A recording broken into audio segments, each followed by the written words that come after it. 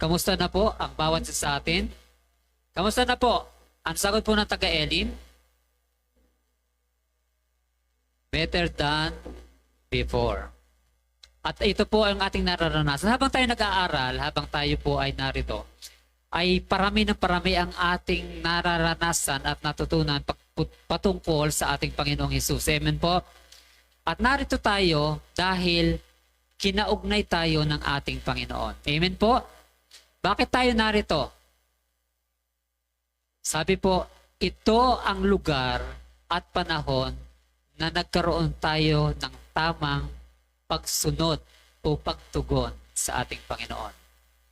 Tamang pagtugon. Bakit may mali bang pagsunod? Meron, di ba? Minsan naalala ko po, ang isang bata na kasama ko sa pastoral house, tinawag ko siya. Babanggitin ko yung pangalan kasi hindi niya man kilala din dito chismis, kundi ito yung napapag-usapan lang. Sabi ko, Alvin, siguro natinig niyo na to. Yes po, pastor, sabi ganon. Bumili ka nga sa tindahan, nasa 4th floor kami. Pag tinig niyang ganon, tumakbo ka agad siya. Pero ang susi, kasi may roll-up door, nasa akin, kinuha agad niya yung susi. Pag takbo niya, dire-diretso siya papunta sa tindahan. At ang tindahan na ito ay napakalayo sa lugar namin sa Alabang. Pero pagdating niya sa tindahan, syempre, na-realize niya, wala naman akong ibinigay na pera sa kanya. Inutusan ko lang siya. Bumalik siya sa third floor, wala kaming elevator, escalator man lang doon sa building na yon. Sabi, Pastor, hindi mo pala po ako binigyan ng pera? Sabi ko, alam po. Inutusan pa lang kita, sumunod ka na kaagad. Takbo ka agad. Tama naman ang pinuntahan mo. Bibili, pero hindi kita binigyan ng pera. Kaya dun po, mas madalas, yung tamang tugon o tamang pagsunod, importante po sa buhay ng tao. Kaya tayo narito ngayon kasi tama ang ating pagsunod. Amen po? Mas pinili natin ang lugar na ito upang ating kaugnayin ng ating Panginoon. At ito po ang importante sa atin bilang mga Kristiyano. Kasi sa tamang pagsunod, may akibat iyang pagpapala ng Panginoon. Although hindi lagi tayo after doon. Kaya ang ating pong pag-aaral ay akin pong pinamagatan na God's promise and the proper response. Di ba?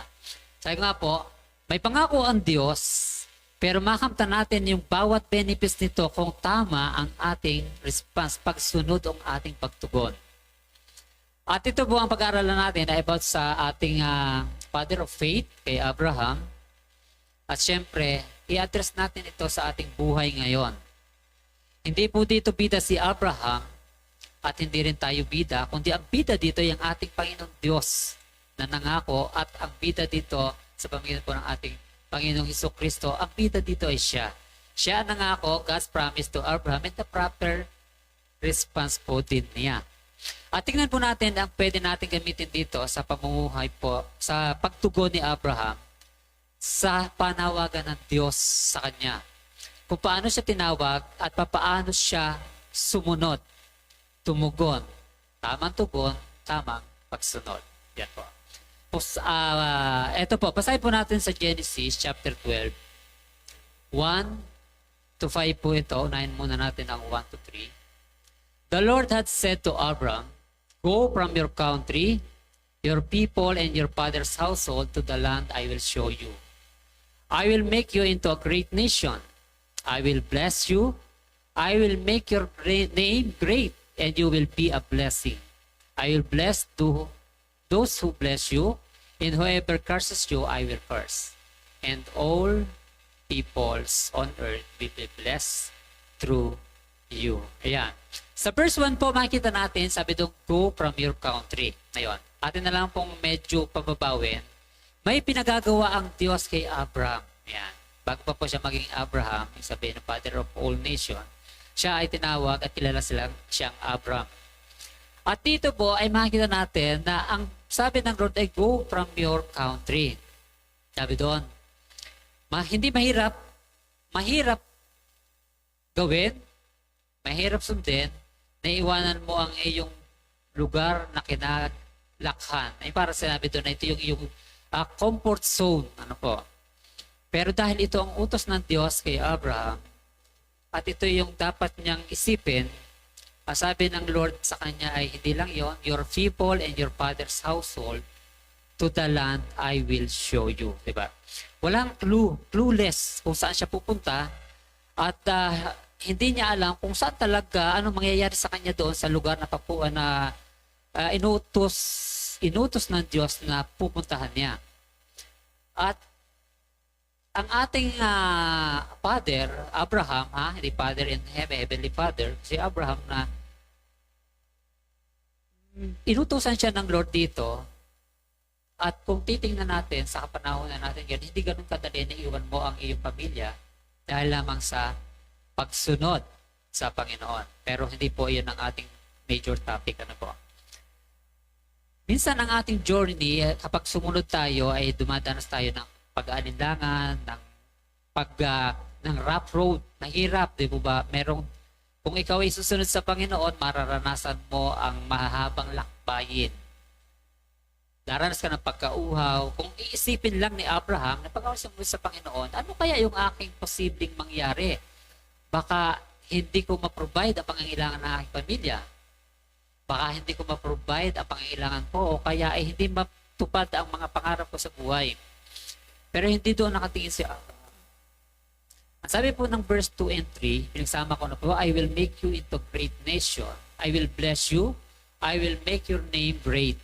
And you will be a blessing. I will bless those who bless you. And whoever curses you, I will curse. And all people on earth will be blessed through you. Kilalanin po natin si Abraham. Ano po? Titingnan po natin, hindi ko na ilagay dito on Genesis 20 verse 18. Nasabi doon, and through your offspring, all nations on earth will be blessed because you have obeyed me.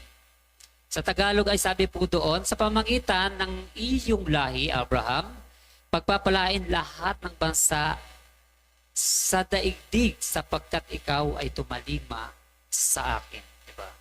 Kapag sinabing Abraham, sa panahon ngayon kahit bata, sa school, diba, Father Abraham, diba ba? Madidinig natin. Sa pamagitan ni Abraham, ang buong daigdig ay napagpala. Sabi doon sa pamagitan ng kanyang pagsunod. Bakit kaya? Kasi ito po ay pagpapalang ating pong tinatamasa sa kapanahunan ngayon. Kung titingnan natin, ang bawat pagpapala na ating tinatanggap ay mula kay Abraham. Ang Christianity ay atin pong ini-enjoy ngayon kasi dahil sa pagsunod po ni Abraham sa Panginoon. Di ba? Ang Panginoon, si Abraham, si Sarah, kay Isaac, kay David, at ang ating Panginoong Hesus, ito po ang pinagmulan ng lahi ng ating Panginoong Hesus, si Abraham. At kaya tayo ay naging Christian ngayon, at tayo po ay naniniwala, isa lang tayo sa bawat grupo na naniniwala, na tayo ay nasa tamang Panginoon. Dahil tayo naniniwalang si Jesus ay anak na Diyos na nabuhay at namatay, kaya kung tayo ay na kay Kristo, tayo po ay naniniwalang tayo ay angkan at lahi ni Abraham. Kaya mula noong panahon ni Abraham ay tayo hanggang sa panahon na ngayon ay pinagpapala sa pamagitan po ng pagsunod ni Abraham sa ating Panginoon. Kung hindi kaya sumunod si Abraham, ay tayo kaya ay narito ngayon? Masasabi mo ba kayo ay ako, ang buhay Kristiyano ay masayang tunay? Kasi tumanggap tayo ng kaligtasan mula sa ating Panginoon? Posibleng hindi. Pero dahil may vision ang Diyos para kay Abraham at si Abraham naman ay may vision sa tunay niyang patutunguhan kasi ganun niya kakilala ang Panginoon na tumawag sa kanya. Ang pangitain na ito ang nag-lead kay Abraham para lalo siyang manampalataya na sa kanyang paglalakbay at pagsunod, kung siya ay susunod sa Panginoon, ay hindi siya mapapabayaan. Bagkus ang pagpapala na para sa kanya hanggang sa napakaraming salin ng lahi hanggang sa ngayon, ay tatamasahin niya. Kaya importante po yung vision, pangitain mula sa Diyos, at minsan po may vision naman na mula sa atin. Ituloy po natin. Sabi po ng 4 and 5, sabi po ng 4 and 5, so Abraham went as the Lord had told him, and Lot sa iba, kasi si Lot daw ay may pumili ng magandang Lot. went with him. Abram was 75 years old when he set out from Haran. He took his wife Sarai, his nephew Lot, all the possession they had accumulated, and the people they had acquired in Haran. And they set up for the land of Canaan, and they arrived there. Yun po. Pinuo ko muna, pero balikan po natin yan. Kung titingnan po natin, alam na ni Abraham kung ano ay yung vision, ang patutunguhan niya. Vision mula sa Panginoon at vision din niya na ang Diyos ang tumawag sa akin, hindi niya ako iwan, hindi niya ako pababayaan, ibibigyan niya ako ng tamang direksyon. Tingnan po natin, kung tayo ay tinawag ng Diyos, may tamang direksyon po tayo sa ating buhay.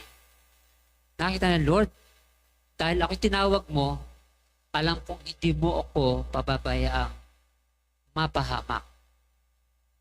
Kung tayo po ay naniniwala na tayo ay angkan ni Abraham, ay tayo ay na kay Kristo at si Kristo mismo ay nangungusap sa atin. Ang ating Diyos ay nagbibigay ng pangitain na anak, hindi ka lang naandyan, may pagdadalhan ako sa iyo. May kalalagyan ka. Ayun, marami. Pero kung titingnan po natin, importante po ay yung kapangyarihan ng pangitain o vision sa bawat isa. Alam natin na ang Diyos kapag tumawag sa atin, hindi niya tayo babaliwalain. Hindi niya tayo dadalhin sa isang lugar para tayo mapahamak. Kundi ikaw ay gagamitin upang ikaw ay pagpalain at pagpalain ang mapakaraming lugar, napakaraming angkan. Tingnan po natin kung paano tayo nabuhay ngayon. Paano tayo kumilala sa Panginoong Hesus at paano natin nararanasan ngayon ang paglaya, di ba? Minsan, ang sabi doon, ang comfort zone, minsan inasa tahanan. Ayaw mong umalis kasi safe ka na doon. Kakain ka naman doon, ligtas ka naman doon. At kung titingnan po natin si Abraham doon sa verse 1, ay intusan ng Panginoon na iwanan mo ang iyong angkan. Kung titingnan natin, i-visualize natin, baka ang buhay ni Abraham doon ay pare-pareho ang routine ng kanyang nanay, tatay, mga kamag-anakan, kakain, naandun ang familiarity, at naandun yung kanilang pang-araw-araw na buhay na okay naman kami. Pero, hanggang dyan ka na lang ba? Di ba? At ang Panginoon ay nagsabi sa kanya na iwanan mo. Hindi ito po yung wala ka ng iiwan mo sila nang wala ka ng responsibilidad sa kanya, kundi mayroon ka ng panibagong kabanata ng buhay. Diba? At ito po, ang sabi po, importante yung kapangyarihan po ng pangitain sa atin at ito'y mula sa Panginoon. Kung ikaw ay tinatawag at tinawag ka ng Panginoon, saan ka pupunta, huwag kang mag-alinlangan. Ano po? Kasi kapag ikaw ay binigyan ng Diyos ng pangitain at pinapunta ka ng Diyos sa isang lugar, parang si propeta, si Elijah, pumunta siya sa lugar na kung saan ay sumusuko siya, kung saan ay natatalo siya ng mga alalahanin, pero andun lagi ang provision ng Panginoon. Nakikita natin, ginagamit ng Lord ang widow, ang uwak, at ang angel mismo.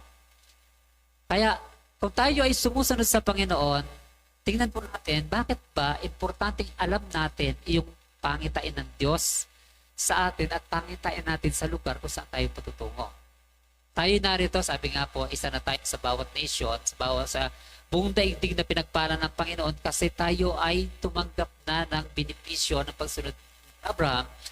At dahil kay Abraham, sa ilang sanin lahi, sa patungol sa pagiging Christian, tinatapasan natin ang pagpapala ng pagsunod ni Abraham sa ating Panginoon.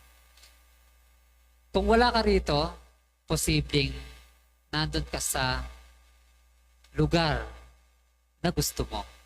Kung wala ako rito, posibleng naroon ako sa lugar na gusto ko, na hindi lugar na pinapupuntahan sa akin ng Panginoon. Marami pong lugar, marami pong mga comfort zone. Ano po? Minsan, bisyo, di ba? Minsan, barkada, minsan, pamilya.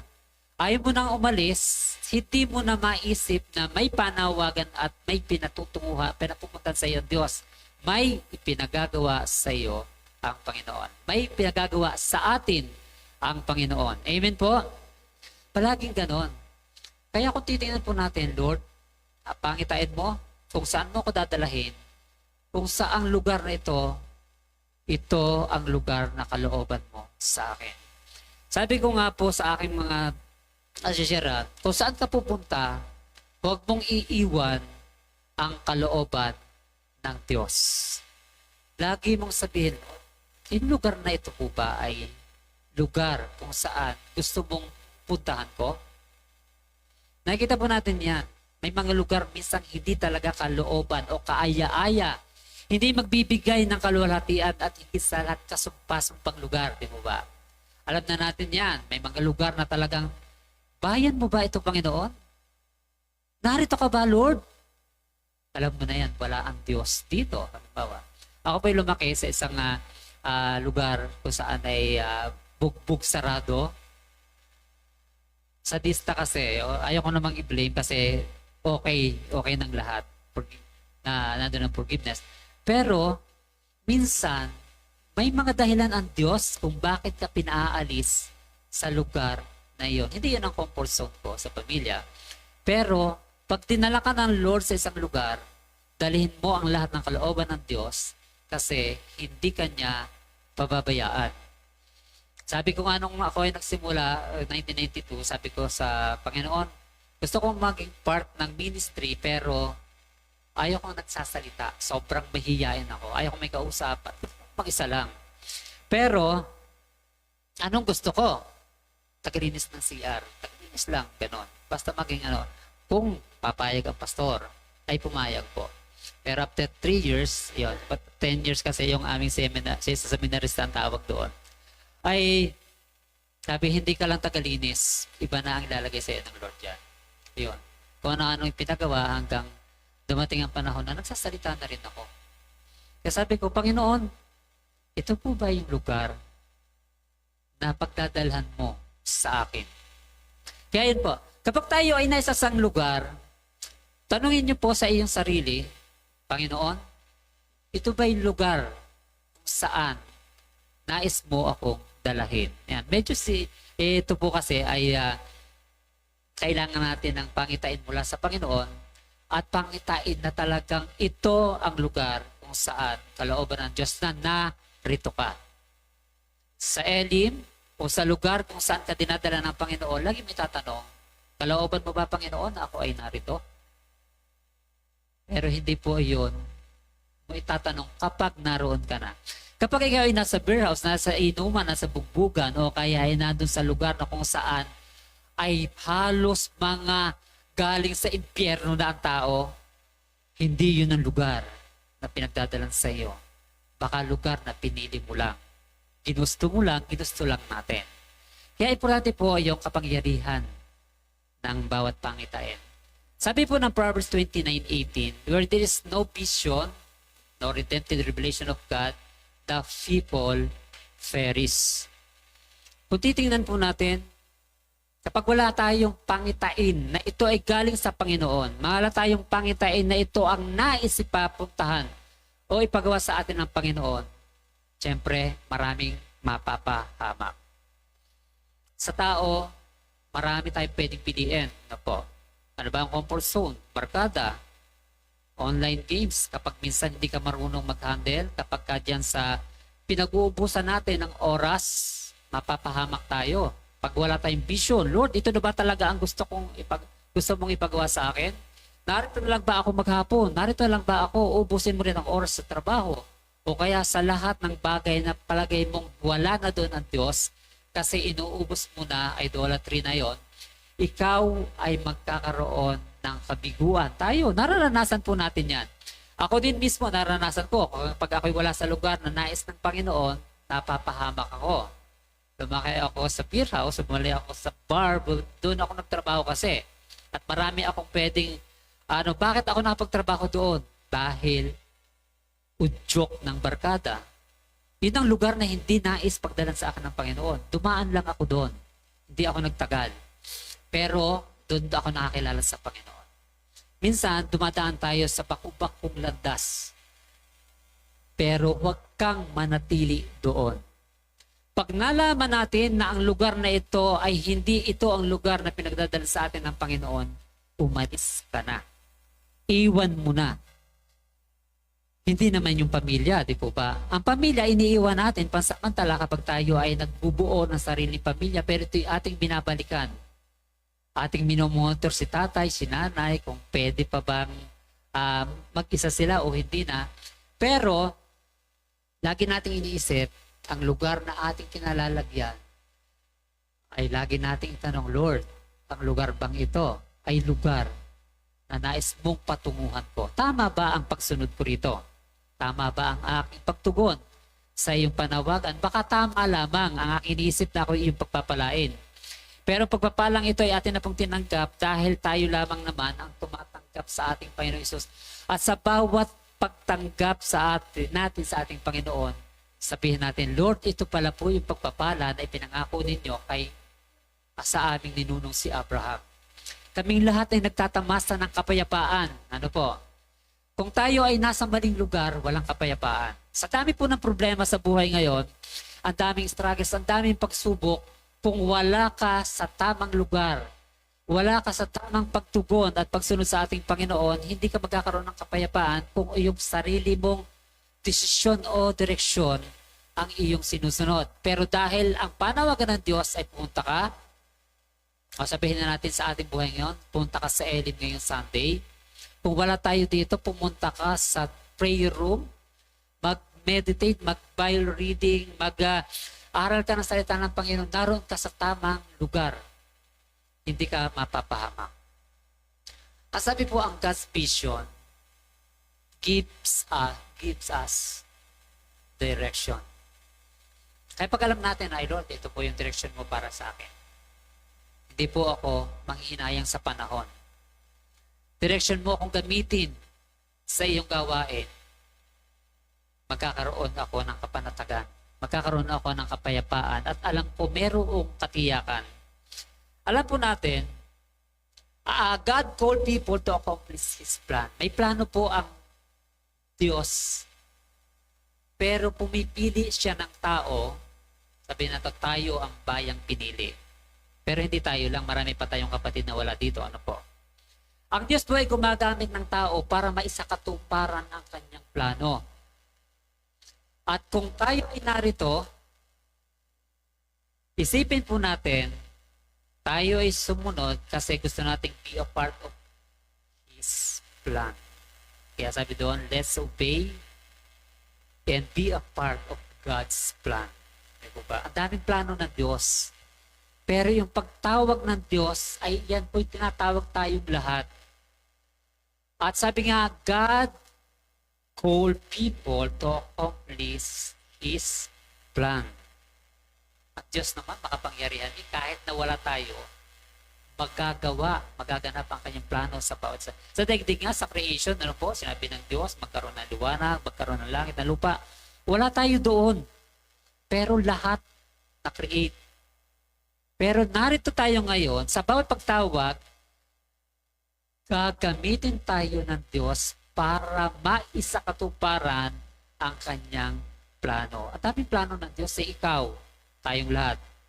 At itong banggitin sa sarili, kunwari ako, Jessa, tinatawag kita kasi may plano ako at ikaw ang gagamitin ko.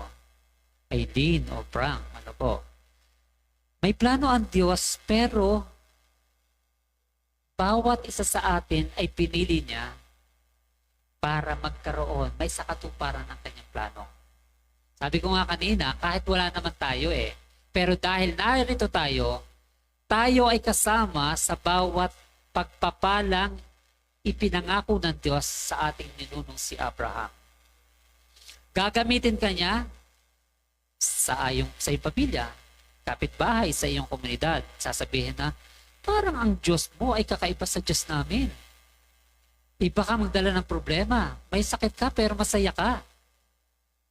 May trouble sa kapitbahay pero hindi ka nakikisa. Parang ikaw ay peacemaker. Hindi ka evildoer. Hindi ka troublemaker. Kaya makikita natin na ikaw ay nagsisilbing pagpapala. Tayo ay nagsisilbing pagpapala sa marami kasi pinili ka ng Diyos. At isa kang pinagpala ng Panginoon, gagamitin niya tayo para ang bawat bansa ay mapagpala rin. Di ba? Sino po naka-experience dito na isang tao ang lumapit sa iyo at sinabi, gusto ko na pong sumama sa church nyo. Kasi nakita kita eh. Pinagtripan ka, hindi ka lumaban, hindi ka rin naman gumiti, pero umiwas ka. Ano po bang turo sa simbahan ninyo? Siyempre, kahit di ka magsalita, kung anong ginawa ko, yun ang turo sa amin. Kasi minsan naman tayo kapag nagsalita, may pilosopo, kukontrahin ka pa. Pero pag sinabi mo kung ano yung nakita mong ginawa ko, yun ang tinuturo sa amin. Hindi ka nagsalita, pero nagsilbi kang pagpapala. Ano po? Kasi yun ang direksyon ng Diyos na ibinibigay sa atin.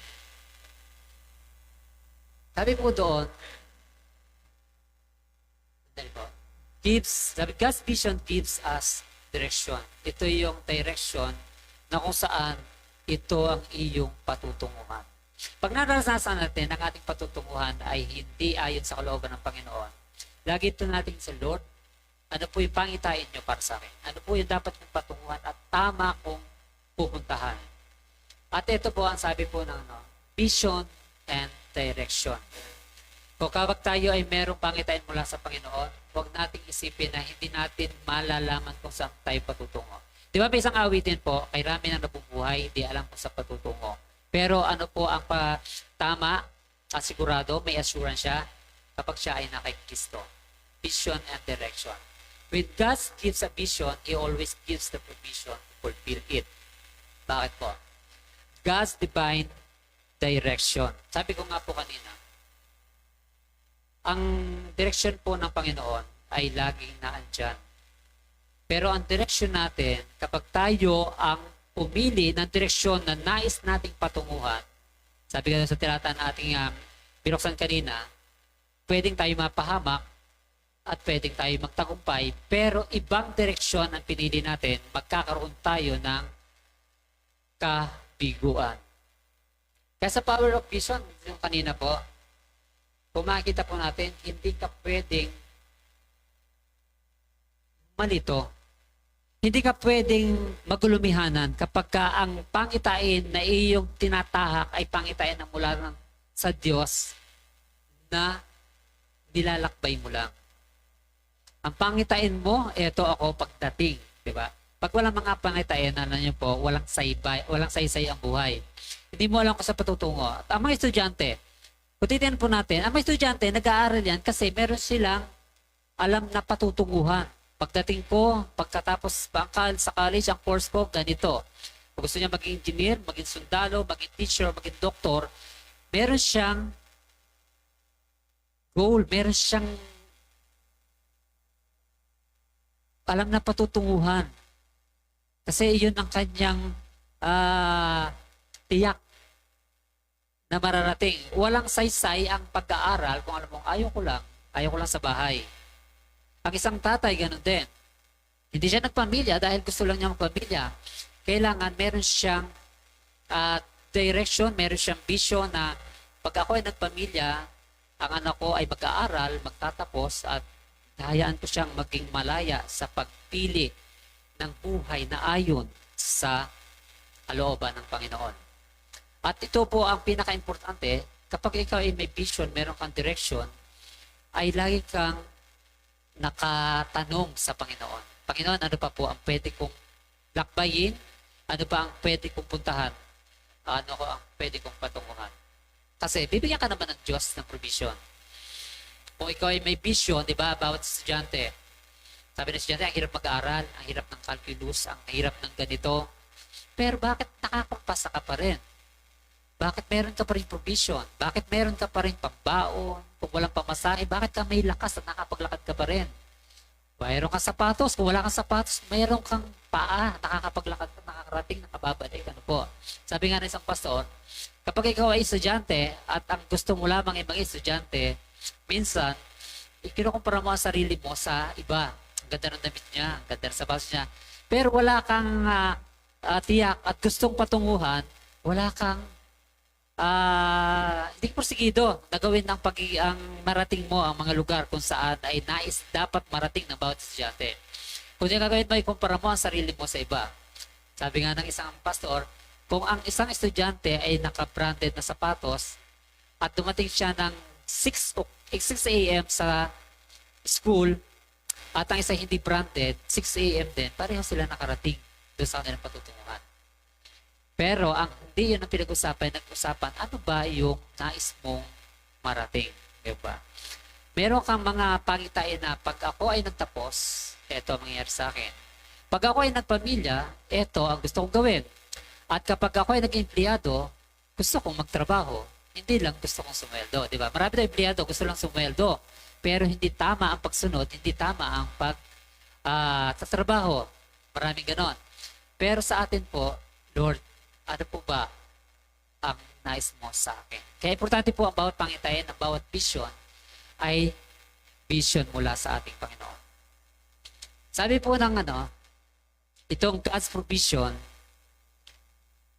for your every need, ano ang kulang sa iyo? Huwag kang matakot sumunod sa Panginoon at Diyos ang magpo-provide. Kasi tayo po ay narito, hindi naman tayo ginustong tawagin ng Diyos para tayo ay pahirapan. Hindi ginusto ng Diyos na tayo ay magkaroon ng mga mabibigat na alalahanin.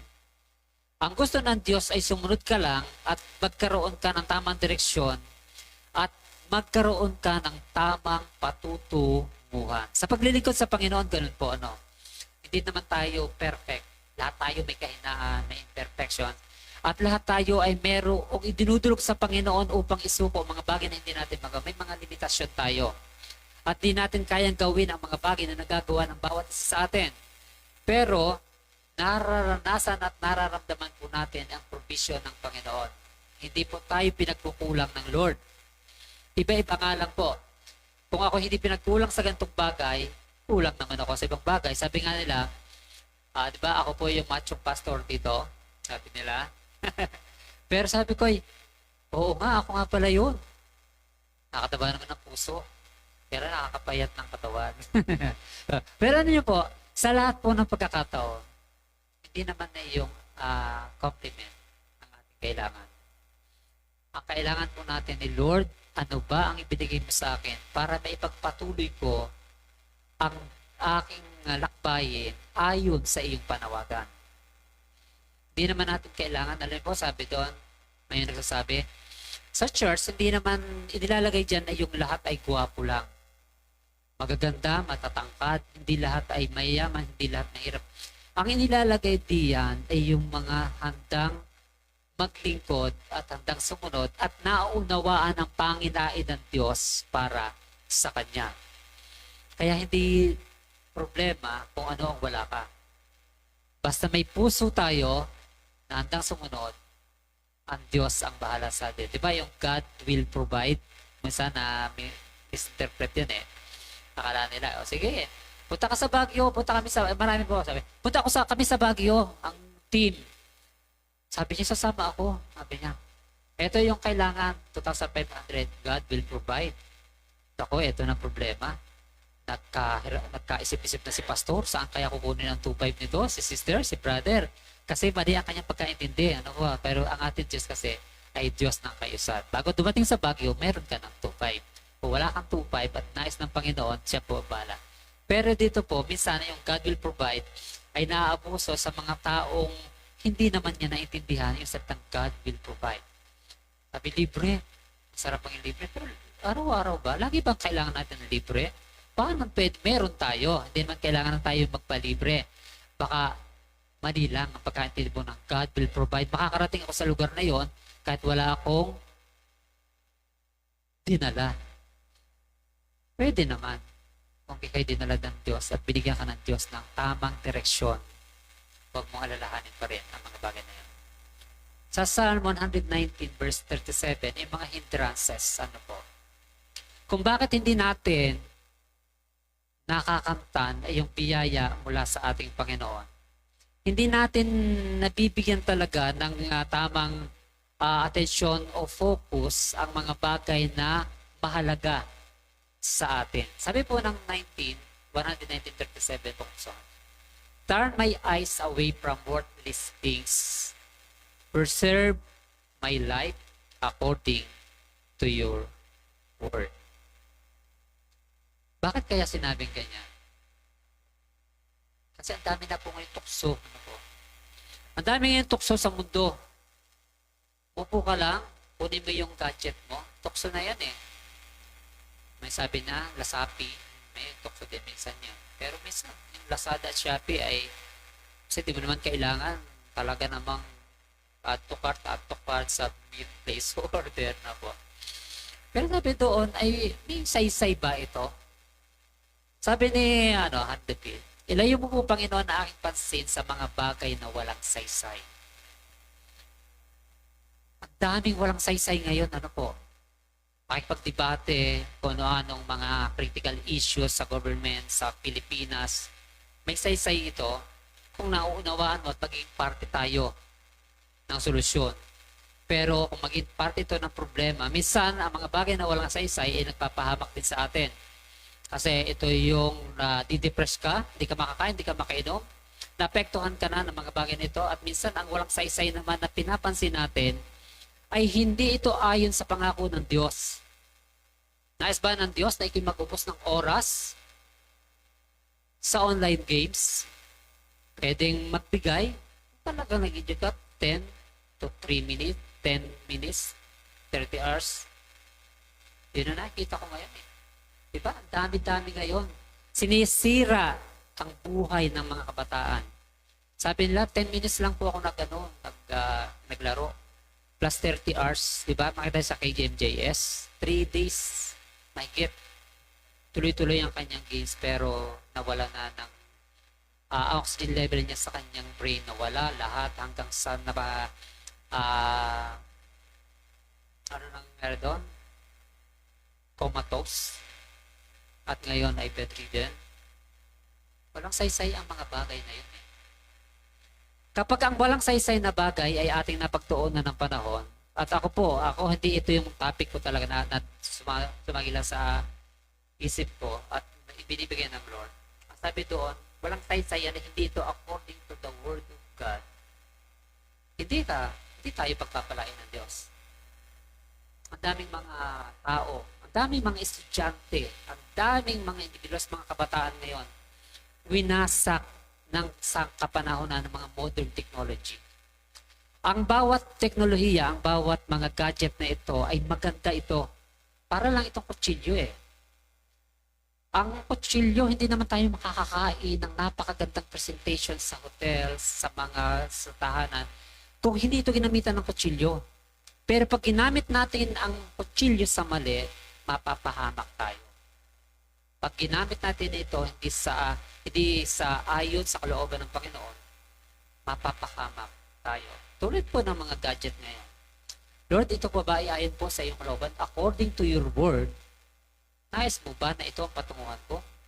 Na ako'y mapahamak, na ako'y mapariwara, masira ang aking kinabukasan na pag-aaral? Alisin niyo po ito. Kasi hindi ito ang pangako mo sa akin.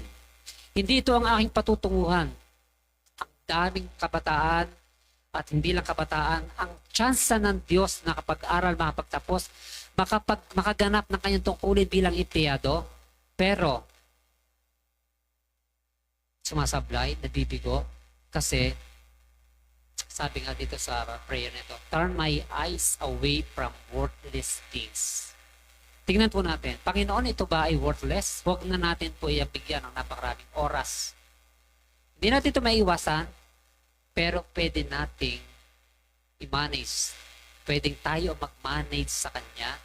Hindi tayo ang i-manage. Hindi tayo ang pamahalaan ng ganitong mga worthless things. Mga walang saysay kung gagamitin natin, hindi according to the Word of God. Pag sinabi natin walang saysay pala naman ang laptop, cellphone, alay, hindi yun ang ibig sabihin, kundi ang ibig sabihin dito, ginagamit ko pa ba, Lord, ang mga bagay na ito, ang trabaho ito, ang games na ito, ang gadget na ito, according to your word. Ayon pa ba sa iyong salita, Panginoon? Baka napuprocess na ako. Baka hindi ko na ma-enjoy ang buhay. Instant reward. Baka hindi ko na ma-enjoy ang mga bagay na ipinagagawa mo sa akin kasi narito na ako sa mga bagay na walang saysay. Sabi ko nga po kanina, Masasabi mo lang walang saysay ang isang bagay kung ginagamit na ito ng kaaway para sa buhay mo, para sa buhay natin. Winawa sa kanya na, hindi ka na niya binibigyan ng kapayapaan at sinisira na niya ang iyong buhay, pamilya, kapitbahay, hindi na nagbago ng imahin mo sa lahat. Sabi niya, ilayo mo po ang pansin ko. Turn my eyes away from worthless things. Ano po yun? Tayo na lang po makasagot noon. Kasi ako, naranasan din ko yan. Akala ko mahalaga ang sabi ng marami, gusto ko dito ako masaya. Masaya ka nga ba ngayon? Pero, pagpapalain ka ba ng Panginoon doon? Baka hindi yan ayon sa kalooban ng Diyos. Kaya kung ano po yung ginagamit natin, ano po yung ating kinahuhumilingan sa panahon ngayon, worthless. O kaya, Lord, ayon ba ito sa kalooban ng mo? Na meron ako nito. Kung meron ako nito, Lord, turuan mo po ako na gamitin ko ito ayon sa iyong kalooban at ayon sa iyong kapamaraanan at upang matuntun ko ang lugar na tama na dapat kong patunguhan. Dapat tayo mayroon pinatutunguhan. Ano po? Bawat nanay, bawat tatay, bawat estudyante, bawat empleyado, bawat individuals, walang mababa, walang mataas. Dapat meron tayong patutunguhan. Merong magandang kaganapan at resulta ang ating buhay, iwasan lang po natin ang mga bagay na walang saysay, worthless things. Kung ano man po yun, hindi ko naman sinasabing, yan. Tayo po nakakalam nun. Nararamdaman po natin kapag tayo ay inabraw na ng mga walang saysay na bagay ang ating oras, darating ang gabi, hindi tayo masaya. Para bang, Lord, hindi ko nagawa ang talagang tunay na gagawin na inuutos mo para sa akin. Sabi ko nga kanina, may pinagagawa ang Diyos. At ito po, sabi po doon, meron pa nga po ang Diyos sa base sa atin. Sa Genesis chapter 12 verse 3, yon. Balikan ko lang po kanina, I will bless those who bless you, and whoever curses you, I will curse. And all peoples on earth will be blessed through you. Yan. At kung titingnan po natin, sino ba yon? Buong angkan ni Abraham. Mula po kay Sarah, kay Isaac, kay David, lahat doon, hanggang sa atin ay nakaranas na ng pagpapalang ito. Mula nung tayo ay nakakilala sa ating Panginoong Hesus, ina-bless na tayo, di po ba? Sino ba dito yung hindi alipin dati ng mga bagay sa sanlibutan? Dati naman, meron din tayo niyan. Pero dahil tayo ay nakasama sa bawat henerasyon, bawat angka na pinagpala ng Diyos sa pamagitan po ng ating pagkilala at pagsuko ng ating buhay sa ating Panginoon, dumating po sa ating buhay ang ating Panginoon Hesus, at ang ating Panginoong Hesus ay lahi ng ating ninuno si Abraham. Sa kanya nagmula. At nung makilala natin ang ating Panginoon, blessed tayo. Nakalaya tayo sa maraming bagay. Hindi na tayo madalas na api o napuposes ng kalungkutan o ng mga bagay na kung saan ay diyuraan tayo ng kaaway. Tayo man ay kasama na po dito. Ang papala na pangako ng Diyos, ikaw na yon. Tayo na yon. Elim na yon. At higit sa lahat, maraming pagpapalain sa pamagitan ng ating pagkilala sa Panginoon sa pamagitan po ng ating Father Abraham. Kaya sabi ko po kanina, hindi po ang bida si Abraham, hindi ang bida tayo. Ang bida po rito ay ang ating Panginoon Kristo. Kasi kung bakit tayo pinagpala sa pamagitan ni Abraham at paano tayo nagkaroon ng pagkilala at paglaya sa mga gawa ng kaaway at takbo ng sanlibutan ito, tayo na po pinagpala. At ito po, God's time is the best time. Huwag nating madaliin ang mga bagay na kung saan ay wala pa sa atin. Ano po?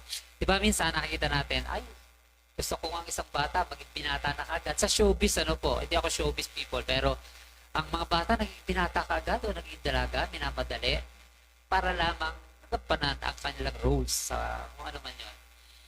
Pero ito po, God's time is the best time. Sabi si Abraham po, so Abraham went as the Lord had told him, and Lot went him. Abraham was 75 years old when he set out from Haran. 75 years old, sabihin natin, hindi ko alam ang ngayon sa panahon kung ano yan. Pero ang Diyos ay tumatawag ayon sa kanyang tamang kapanahunan. Meron na tayong kakayanan. Nasa legal age o kaya meron ka ng kakayanan upang iwan ang iyong mga mahal sa buhay. Hindi para iwanan nang wala ka ng pakialam sa kanila, kundi maglakbay ka na sumunod ka na sa Panginoon at ikaw ay magtatagumpay. Kasi ito po, ginawa ni Abraham ang ayon sa panawagan sa kanya ng Panginoon. At ito yung tamang pagtugon. Ano po? Sa tamang pagtugon, lagi natin isasalang-alang, Panginoon, tama ba na sa aking pagtugon, ako lang, hindi ko na po sasama ang aking pamilya? Alam po dito po, si Abraham, sabi doon, Genesis 12:5, yung proper response, he took his wife. Kaya hindi ko po question ang wala ditong wife o walang husband. Kasi alam ko na, mga OFW, ang iba naman ay may kanya-kanyang istorya. Pero kung tayo ay susunod, sabi nga po ni Joshua, as for me and my household, we will serve the Lord. He took his wife Sarai, his nephew Lot, all the possessions they had accumulated and the people they had acquired in Haran. And they set out for the land of Canaan and they arrived there. Kung susunod tayo, huwag natin iiwan ang ating mga mahal sa buhay. Wala pa si Isaac ng panahon nito, si Lot pa lang lagi ang kasama ni Abraham. Pero, sa bawat panawagan natin, sikapin po natin ang ating pamilya ay kasama natin sa pagsunod. Kasi ito'y tamang pagtugon. Huwag natin iiwan. Kung iiwan natin, may mga kanya case-to-case basis, na may dahilan. Iniiwan mo siya, pero ang sabihin mo, susunod ka rin sa akin. Diba? Minsan, meron kaming pastora sa isang church na sabi doon, iniwan ko yung asawa ko kasi papatayin daw niya ako kapag ako'y nagpatuloy sa paglilingkod sa Panginoon. At pinaandar niya, naikot siya, nakahod siya ng ilang panahon, pero noong matiyak niya na ang vision, ang pangitain niya ay tinatawag siya ng Panginoon, sabi niya sa kanyang asawa, iiwanan na kita. Handa na ako sumunod sa Panginoon. Sabi niya, papatayin kita. Sabi ng lalaki. At ito po'y kasama namin hanggang ngayon. Kaibigan namin at talaga namang yun daw sinabi niya sa kanyang asawa. Pero hindi kita pababayaan. Sabi ng babae, hindi kita pababayaan. Babae yung una nakakilala sa Panginoon. Susunod ka sa akin. Alam niyo po, pinag-pray niya. Nagpunta siya ng Samar, tapos nagbalik siya ng Cavite. At alam niyo po, sumunod nga yung lalaki. Sumuko sa Panginoon. Dalawa silang naglingkod, kaya lang kinuha din ni Lord yung lalaki. Pero, na-reconcile. Kaya tayo po, okay naman, may pagpapala ng kaligtasan. Naranasan natin ang kapayapaan at kasigilahan ng buhay Kristiyano sa pagpagitan ng pagkilala at pananampalataya sa Panginoon, pero huwag nating iwan ang ating mahal sa buhay. Yung kanina, iwan yung kanyang mahal sa buhay, mga may kakayanan na po yun. Pero dito, pag walang kakayanan, huwag niyong iiwan. Dalhin mo. Dalhin natin. Isama natin. Kung saan tayo patutungo ang ating mga mahal sa buhay. Kaya importante po ang pagsunod. Ang sabi doon, if you are willing and obedient, you will eat the good things of the land. Hindi ka pababayan ng Panginoon sa lugar na kanyang patutunguhan. Ito po, the choice is yours. Kanina nabasa kay Pastor Bong yata ito. Dalawang bagay lang po. Obey God and reap the benefits, or disobey God and face the consequence. Ang obey God, magdadanas ng pagpapala o benepisyo na ito dahil mararanasan din ng ating mga mahal sa buhay, importante sa buhay, ang lahat ng ating dinaranas. Ibang magdala ng problema, may kapayapaan, may kasiglahan, at higit sa lahat, meron tayong pananampalataya, meron tayong pinaghuhugutan.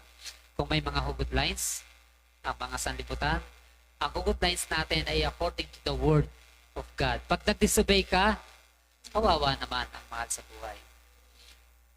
Pasaway ka, hindi ka nag-disobey, hindi tayo nag-disobey sa Panginoon, hindi mararanasan ang pangako ng Diyos na ipinangako sa bawat salindahi. Kaya ano po ang ating pipiliin? Siyempre, magkaroon tayo ng tamang pagtugon sa ating Panginoon. That choice is yours. That's your decision to obey or to disobey. Siyempre, ang importante po ay ang pagpapala ating makamtan at ito po ay bunga ng ating pagsunod. Dahil po doon, kung ikaw ay magbibigay ng pagsunod sa Panginoon, sipin mo na ang pagsunod na ito ay ayon sa panawagan at sa utos ng ating Panginoon. Tayong lahat po ay tinawag ng Diyos at may pinagagawa po sa atin ng Panginoon.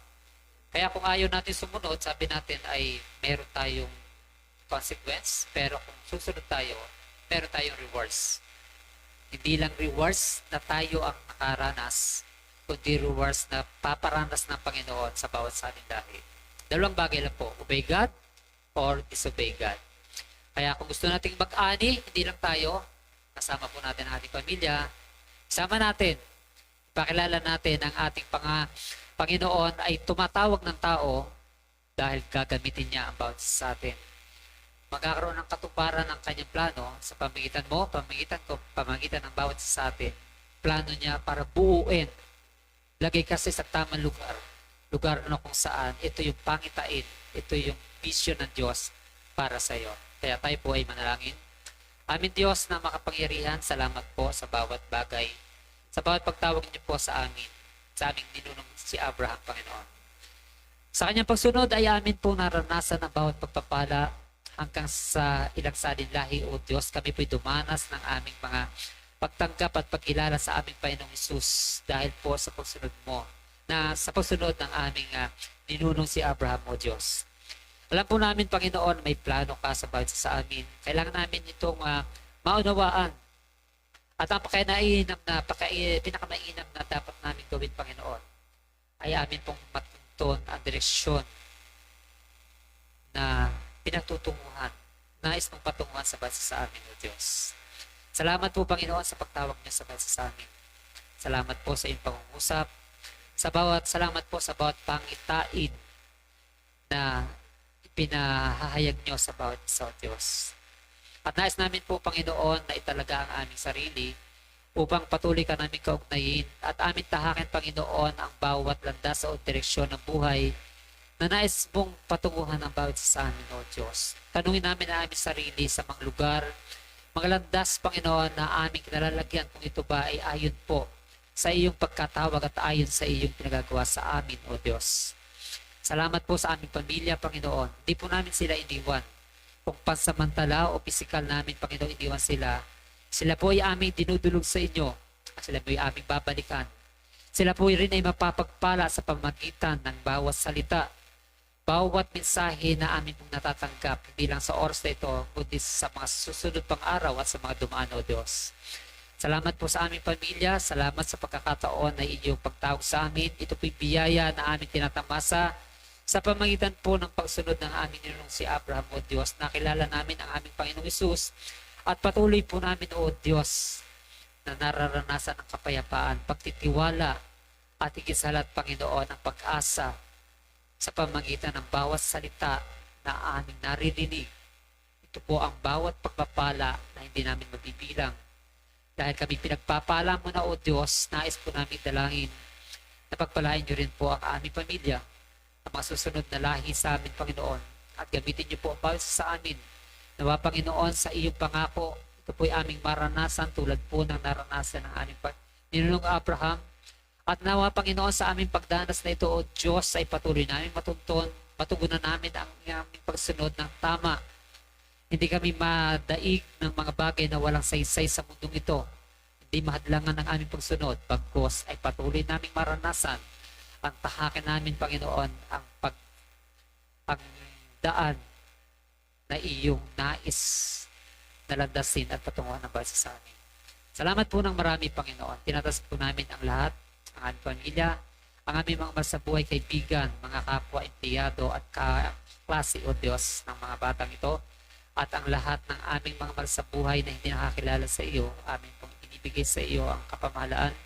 Turuan at tulungan niyo po kami, na gamitin niyo po kami upang aming maranasan ang ayon sa iyong pagkatawag. Maranasan namin, Panginoon, marating namin ang lugar kung saan nais po kami dalhin, O Diyos. Salamat po, O Diyos.